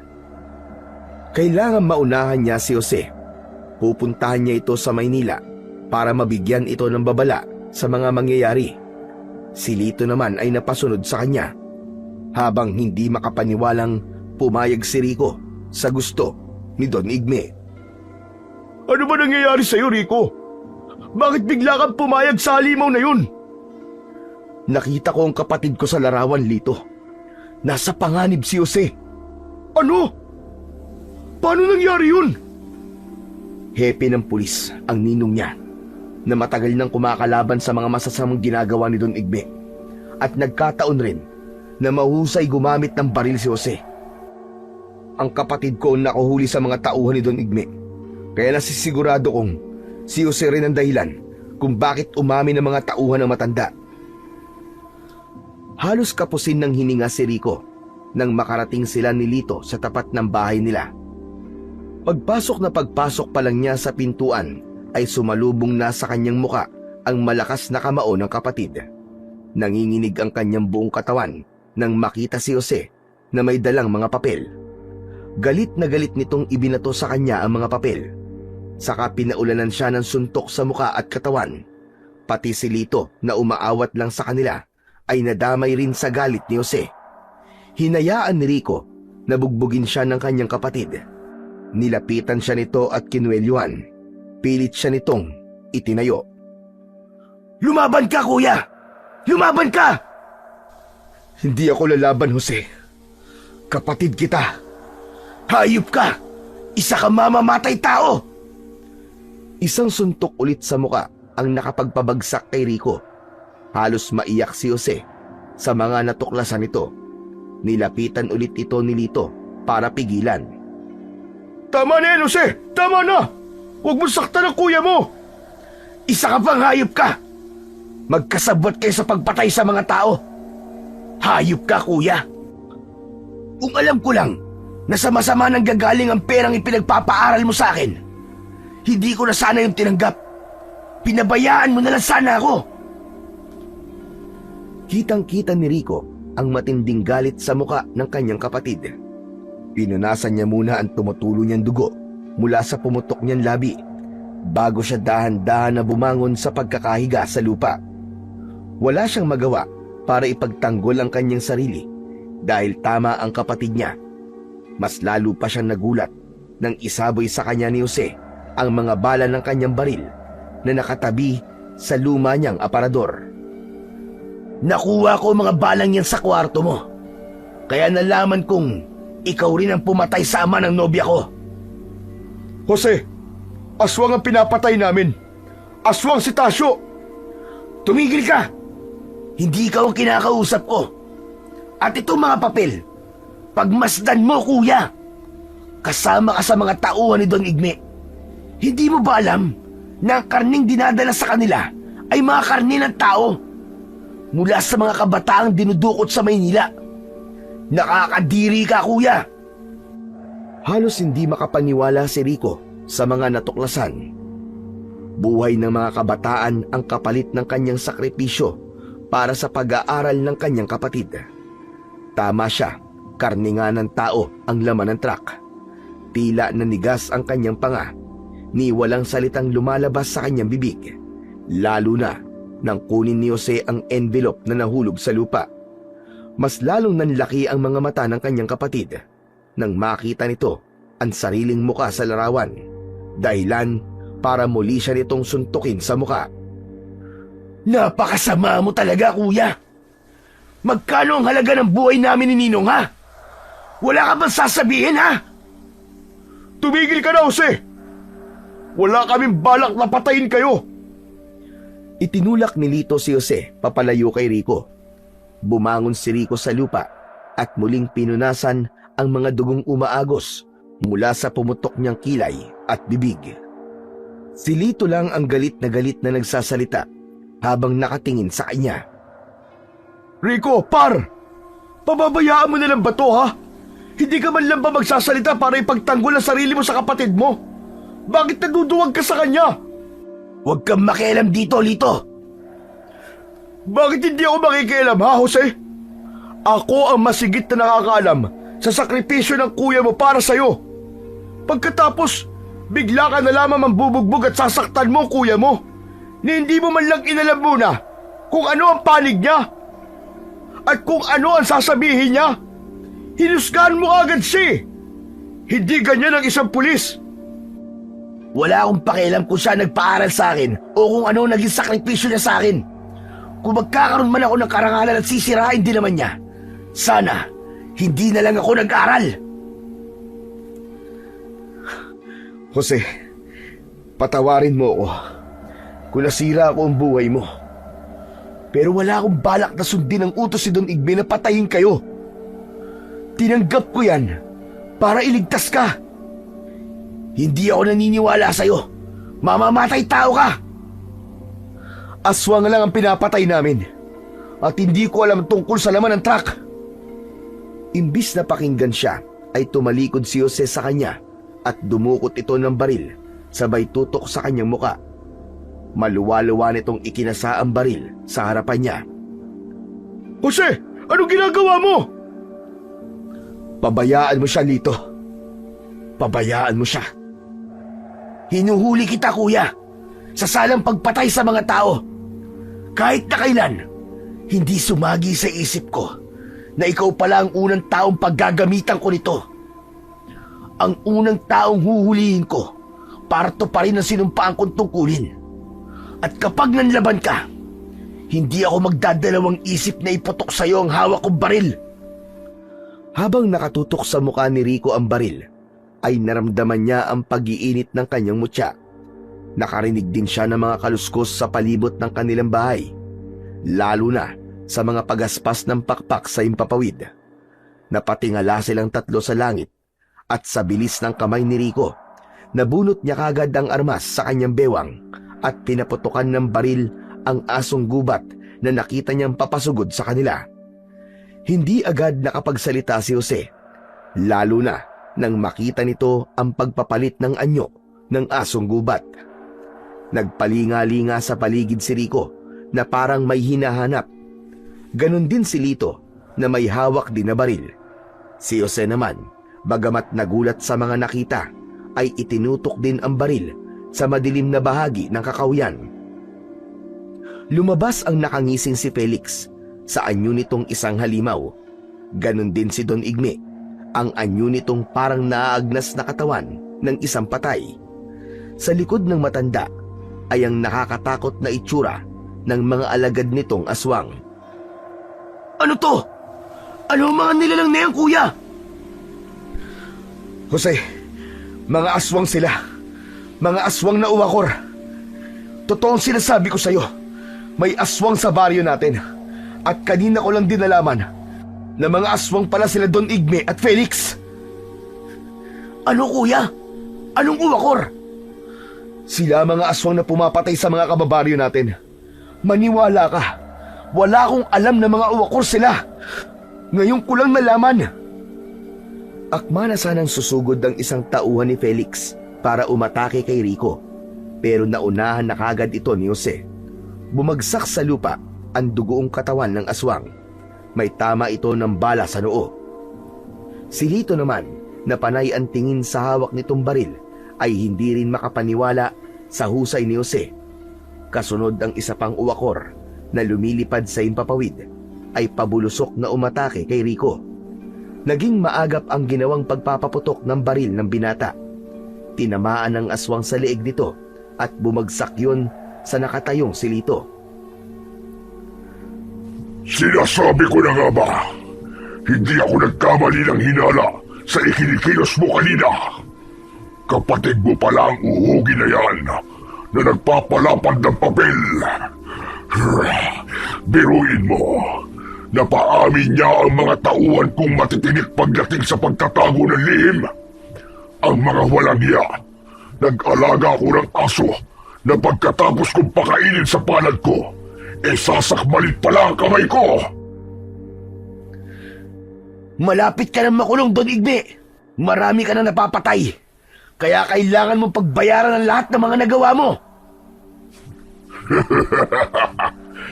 Alam ko nang malapit na akong makulong. Pero sisiguraduhin ko na mapapatay muna nila ako bago ko makuha. Kasama kayong tatlo. Ano pang hinihintay nyo? Patayin nyo sila at huwag na huwag kayo magtitira na kahit na konting bakas na kanilang mga laman. Parang mga uwak na lumipad ang mga ito sa impapawid. Dumilim ang paligid, lalo na ang langit, at sabay-sabay na umatake sa kanilang tatlo. Pero dahil sa mutya ni Rico, napapaso ang mga ito sa liwanag ng kanyang kwintas.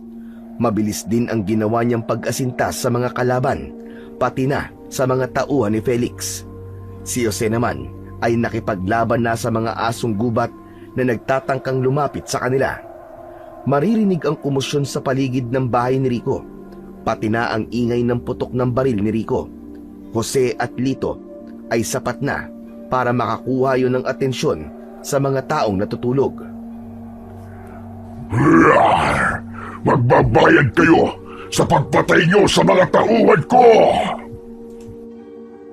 Saktong naubusan ng bala si Rico, ganun din si Jose, kaya't hinintay nilang makalapit si Don Igme at Felix sa kanilang kinatatayuan. Habang si Lito naman ay pagulong-gulong sa lupa dahil sa pakikipagpamburo nito sa isang asong gubat. Nagulat si Rico sa malakas na kalmot ng aswang na tumama sa kanyang dibdib. Bumagsak siya sa lupa, pero agad din siyang bumangon at gumanti ng suntok sa aswang na si Don Igme. Mas lalong nagalit ito nang tumama ang kanyang malakas na kamao sa mukha nito. Si Jose naman na nakikipagpambuno kay Felix ay abala rin na ilagan ang bawat kalmot ng halimaw. Naramdaman ni Rico ang pagbaon ng pangil ni Don Igme sa kanyang balikat. Walang kasing sakit na parang unti-unting pinupunit ang kanyang kalamnan.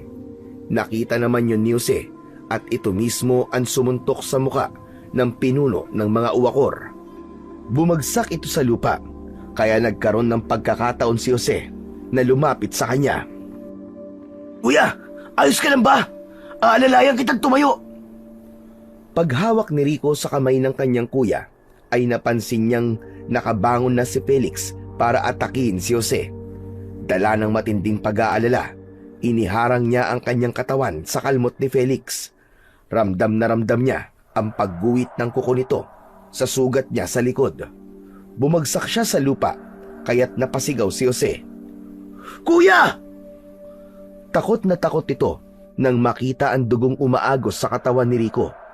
Sa sobrang galit ay dinampot ni Jose ang baril ni Rico at pinulot ang nagkalat na bala sa lupa. Paglagay nito ng bala sa baril ay sabay rin ang pagpapaputok nito.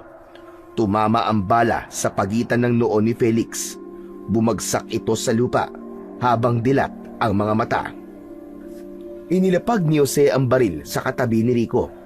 At dahil nakatalikod ito kay Don Igme, kitang-kita niyang dahan-dahan din itong lumalapit sa kanyang kapatid. Hinarangan ito ni Lito, pero nasuntok nito ang katawan ng kanyang kaibigan. Pasadsad itong bumagsak sa lupa. Diretso ang aswang na uwakor papalapit sa kinatatayuan ni Jose. Itinulak ni Rico ang kapatid at hinarap niya si Don Igme. Hindi niya na kailangan itago pa ang lihim ng kanyang pagkatao para sa kaligtasan ng kanyang kapatid. Pinunit ni Rico ang kanyang damit. Saktong natumba si Jose sa lupa at ang pagbabago naman ng anyo ni Rico. Isang kakaibang nilalang na ngayon lang din nakita ni Nalito at Jose. Lumiwanag ang mutya ng apoy sa dibdib ni Rico at para siyang binigyan ng malakas na enerhiyang harapin ang pinuno ng mga aswang na uwakor. Sinalubong niya ng kagat sa leeg si Don Igme. Pinagluray-luray niya ang katawan nito na parang nagpupunit lang siya ng papel. Dahil sa malakas niyang mga kamay at matutulis niyang mga kuko, kitang-kita niya rin ang mabalahibo niyang katawan. Alam niyang tuluyan na ngang nagbago ang kanyang anyo. Isa siyang aswang duyog na kumakalaban sa aswang na uwakor. Matagal niyang inilihim ang kanyang pagkatao sa kaibigan at sa kapatid. Yun rin ang katotohanan kung bakit malakas ang pagsuntok ni Rico.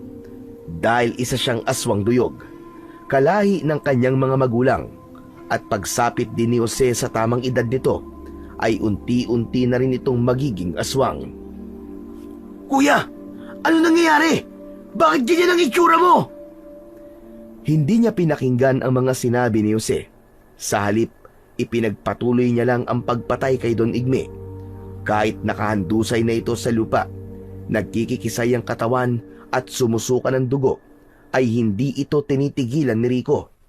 Si Lito, na natakot din sa itsura ni Rico, ay hindi na rin makapagsalita. Nakaawang ang bibig nitong nakatingin sa ginagawa ni Rico. Si Jose, na nakabawi na sa pagkakabigla, ay dinampot ang nahulog na baril at muling pinaputukan ang mga aswang na uwakor. Hindi maawat si Rico dahil sa hindi niya mapigilan ang kanyang sarili sa pagpatay niya sa matanda. Lalo pa at naiisip niyang maraming buhay na ang nawala nang dahil sa pinuno ng mga aswang na uwakor. Naramdaman ni Rico ang pagbuhos ng mga dinikdik na dahon ng kawayan sa kanyang katawan. Kasunod ang biglang pagsasalita ni Lola Marga. Butil-butil ang pawis nito na halatang nanggaling sa malayong pagtakbo. Tumigil ka na! Papunta na mga tao rito! Maaabutan ka nila sa ganyang itsura mo! Lola, ano ginagawa niyo rito? Paano kayo nakarating dito? Sino siya, kuya? Bakit alam niyang aswang ka? Saka ko na lamang ipapaliwanag sa inyo. Ang mahalaga ay sumama muna kayo sa bahay ko. Gagamutin ko mga sugat ni Rico.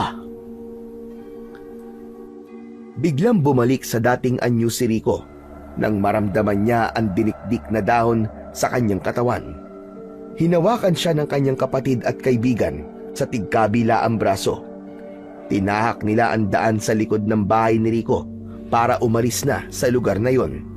Kitang-kita niya ang nagkalat na mga ibon at aso sa lupa kasama ang katawan nila Felix at Don Igme. Natitiyak nilang makikita ng mga tao ang mga aswang na uwakor na nagkalat sa lugar na yon. Hindi pa man sila tuluyang nakakalayo ay dumating na ang mga tao kasama ang mga pulis, kasama ang ninong ni Jose. Mas lalo nilang nilakihan ang hakbang ng kanilang mga paa para lumayo sa lugar na yon. Sa bahay ng matanda sila pumunta. Mabilis na kumilos ang matandang babae para gamutin siya. Pagkaraan ng ilang minuto ay natapos rin ng matandang albularyo ang panggagamot sa kanila. Ligtas ka na, Rico. Lola Marga, paano niyo po nalaman ang tungkol sa pagiging aswang ko? Sino ba talaga kayo? Oo nga naman, Lola. Nagulat po talaga kami sa pagdating nyo at sa pagbabagong anyo ni Rico. Nang makita ko umutya ng apoy na suot ni Rico, nalaman ko na siya ang anak ng kaisa-isa kong anak na si Dera. Kung ganun, apo niyo po kami ni Jose? Tama ka, Rico. Kayo ang natitirang lahi ng mga aswang na duyog. Ano? May lahi kaming aswang? Oo, Jose. Gano'n na nga. Pero kaya naman ninyong kontrolin ang pagiging aswang nyo. Hindi rin kayo kumakain ng karne ng tao. Ang kinakain nyo lang ay ang mga aswang na uwakor. Kaya ba alam niyo rin ang tungkol sa mga magulang namin? Oo. At alam kong wala kang kasalanan sa mga nangyari. Aksidente ang pagkakabaril mo sa mag-asawa dahil hindi mo naman alam na sila yung mga aswang na napatay mo. Kaya ka pumasok sa organisasyon ni Don Igme, tama ba? Para malaman mo kung bakit ipinapapatay ni Don Igme ang mga aswang. Kung ganun, ay ikaw kuya ang pumatay sa mga magulang natin. Walang hiya ka talaga at sama mo! Katulad ng sinabi ko, walang kasalanan si Rico. Kaya bitiwan mo na ang leeg ng kapatid mo. Paano walang kasalanan ang kumag na to? Binaril niya mga magulang namin, kaya lumaki ako walang mga magulang. At inilihim niya sa akin ang bagay na yun. Dahil sinolo niya ang sakit. Anak ko ang pinatay niya. Pero ni minsan ay hindi sumagi sa isip ko na sisihin si Rico.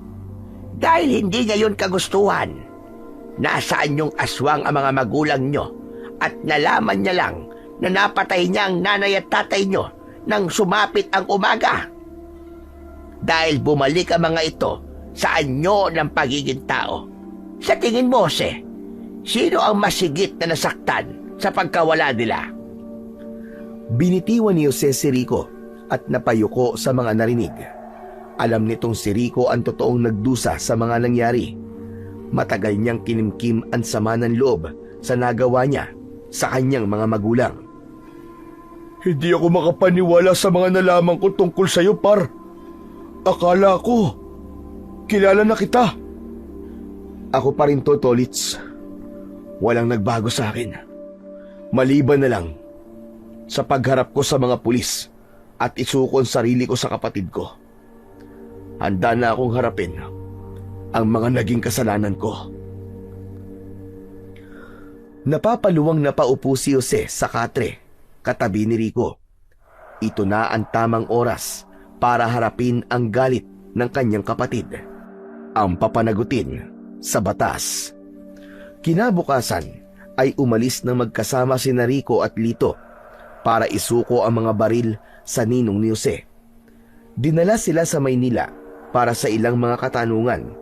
Saka sila dinala sa kulungan matapos na mapatunayang nagkasala silang dalawa sa batas. 3 taon ang mabilis na lumipas bago nakalaya ang magkaibigan. Nabigyan sila ng parol dahil sa magandang record na ipinakita nila sa loob. Inilihim nila sa lahat ang tungkol sa pagiging aswang ni Rico. Kaya nang makalaya siya, ay hindi siya makapaniwalang makakasama na niya ulit ang kanyang kapatid. Kuya, sakay na!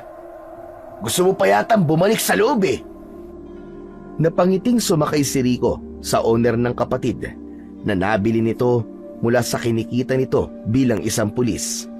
Sa ngayon ay isa na itong hepe ng Sandimesa. Magmula ng pamunuan ng kapatid ang tungkulin ay bumalik na ang katahimikan sa baryo. Magkasama silang namuhay na magkapatid. Kapiling si Lola Marga na isang mahusay na albularya. Si Lito naman ay bumalik sa pamilya nito at namuhay ng masaya sa piling ng asawa nito at mga anak. Hindi na nakapag-asawa si Rico. Si Jose naman ay nakatuluyan din ang anak ni Mang Tasyo dahil nalaman nilang mabuting aswang ang lahi ni Sara. Patawarin niyo po ako, Nay, Tay, sa mga nagawa kong kasalanan. Alam kong tahimik na kayo kung saan man kayo naroroon ngayon. Kuya, napagbayaran mo na ang mga kasalanan mo at alam kong napatawad ka na rin nila. Kaya patawarin mo na ang sarili mo, kuya. Kinuha ni Rico ang pistol delero sa kanyang bewang at ipinatong niya ang baril sa puntod ng kanilang mga magulang. Inakbayan siya ni Jose. Sa isip niya ay habang buhay niyang aalalahanin ang nagawang kabutihan ng kanyang mga magulang para sa kanilang magkapatid, na kung hindi dahil sa mutya ng apoy ay matagal na rin siyang namatay dahil sa mga aswang na uwakor. Kaya ang pangalawa niyang buhay ay iaalay niya sa paggawa ng kabutihan.